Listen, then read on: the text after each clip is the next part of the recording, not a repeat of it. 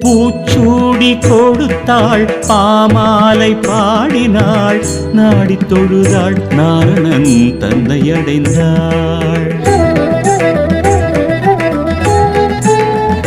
கோதை பூச்சூடி கொடுத்தாள் பாமாலை பாடினாள் நாடி தொழுதாள் நாரணன் தன்னை அடைந்தாள்.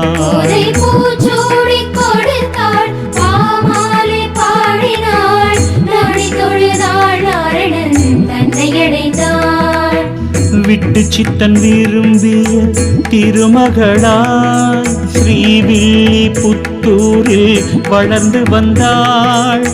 ராதை மணாளனின் ராசலீலையை கோதையும் கேட்டு குதூகலித்தாள். எங்கள் கோதையும் கேட்டு குதூகலித்தாள். கோதை பூச்சூடி கொடுத்தாள் பாமாலை பாடினாள் நாடி தொழுதாள் நாரணன் தன்னை அடைந்தாள். மாலை அணிந்து மாலை நினைந்தாள் மண்ணில் எழுந்த புதுவை ஆண்டாள் பாவை புகழ்ந்து